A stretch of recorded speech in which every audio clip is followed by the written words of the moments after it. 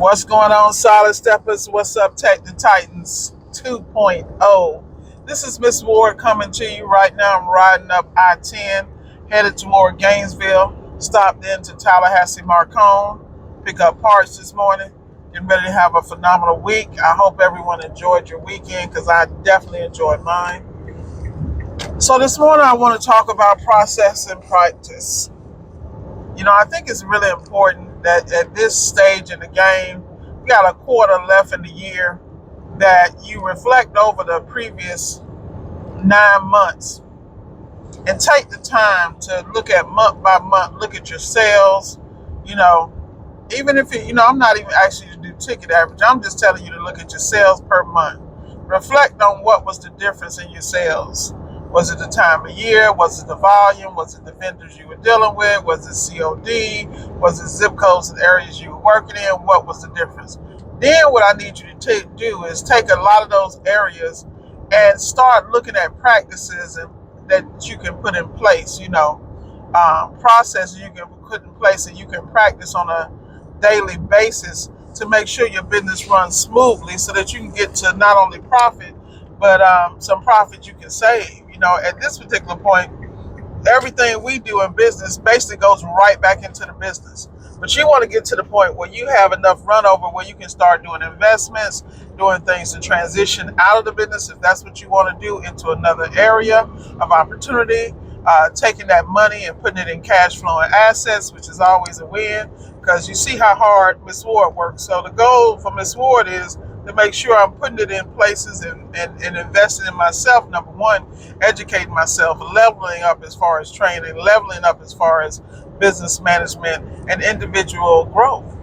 The whole key is that the reason why we have a business is because for me is I want to be in control of my destiny as much as I possibly can, utilizing the factors around me and making it happen anyway. And I think that's really important. So I was talking to Gio the other day. He's streamlining his business for some opportunities. So he's working on his standards of operations, his SOPs, and we were chuckling together talking about these SOPs, how we don't do everything on the SOPs ourselves, like we got to tighten up. And that's a true statement because as human beings, we all get comfortable.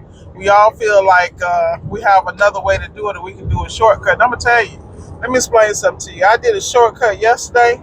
I was sweating the whole day. Now, of course, I came out good, but that ain't the point. Just the stress level, because I felt like I could plug something in without taking all the screws out. So I reached around the back and, underneath the drum to plug in the Meister and the thermostat. And in my brain, I kept saying, dang, I hope I plug those in properly. Because it was right after I put the unit together, customer was talking to me, and after I tested those other items, I never put the harness back on. I'm sure we have all been on this, so I had to tear it back down, and that was the last step, just to take that cover out, 5 screws, and I chose not to. Then I'm gonna sweat about it. So lesson learned: there are no shortcuts. You have to put processes in play. You have to in place, and you have to continue to work on those processes. Practice them daily. Like prime example, what I do every night is I scribble down something. It's not the most legible to-do list for the following day, but I do what I like to call my Power 5. Shout out to Andy Frisella list the night before.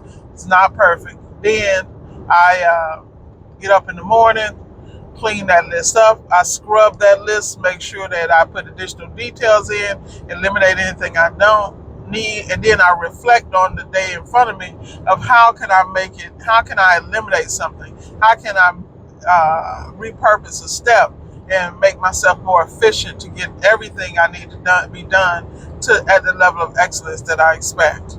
And that's what I mean about being focused on processes in your business. You should always have a process when you're going to go work on a dishwasher. You should have some cloths or some shimmy rags. Shout out to TK Cousins for putting me on to the General Dollar chamois cloths, which are pretty inexpensive. And I grab those by the dozens because when I go in the home, I want to be clean.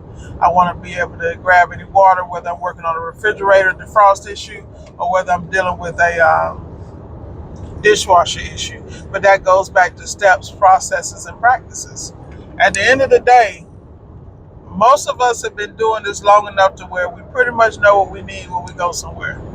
And you should go in there as light-handed as possible, unless it's refrigeration, of course.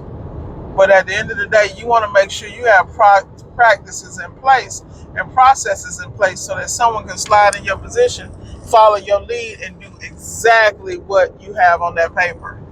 And this is why you have to put your processes in place to be successful.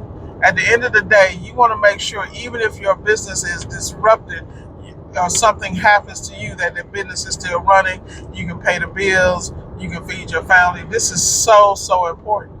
That's why I'm always telling people, at the end of the day, it's about winning, but it's about it winning your way. And the only way you can actually dictate that is to make sure that your processes are in place. So the other thing I want to talk about, we were having this discussion earlier today on leadership on Service Alliance Group, and I'm watching Zach and Doug do a great job. And they were talking about, as a leader, you have to be prepared for the prospects that come your way. Prospects that you can pluck out and they can become managers or take your position, which is fine. Because see, when you're a humble leader and when you secure you, none of that stuff bothers you, because in order to have the best, they need to be able to go further than you, particularly with your support. Because most of us got out here didn't have no kind of support. I know for me, I do business so differently, and I have a boutique appliance repair. There was really not a support system per se for me, but I made mine. This is why I have the phenomenal roundtable. Shout out to my crew. But at the end of the day, you have to choose what's going to work for you and tailor that business accordingly. If you know your skill set is not where it needs to be, then you need to be on top of getting training, whether it be Dyer, whether it be Fred's Academy, whether it be Appliance Boot Camp, whether it be Master Samurai, Appliantology, SSG Academy, Virginia Tech Academy. You got to get out here and get it. There's no excuse. And then if you can't do that, then you need to be on those YouTube videos. Like right now, I'm doing a self-training with Mike Carlson, because I'm watching all his videos, the electronics guy who basically rebuilds every board. Now that is a talent, I think, that's priceless, because you can have little or no resources and you can salvage these boards. Now it takes a couple of tools you got to accumulate, but at the end of the day, they pay for you themselves basically with the first job. I mean, there's always something to learn. That you should be willing to grow and expand your repertoire, your skill set, and your mindset. And let's talk about mindset. I think one of the biggest issues we currently see in the world right now is that people ain't got no mindset. They just surviving. They doing what they can to get to the next day. Everything else is irrelevant, In appliance repair, you should not be living like that, because if you can't make it where you are right now, you can get up and move and make it somewhere else. You have to do your research on the data, on the growth in these areas, property management growth, things of that nature.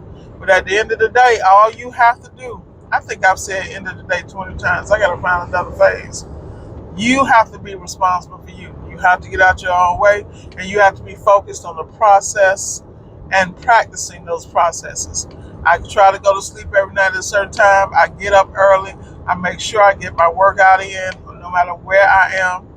I also, make sure I go through this list, because let me tell you something. Anytime I veer from this path, my life goes into shambles, like immediately. Like I wasn't having, I was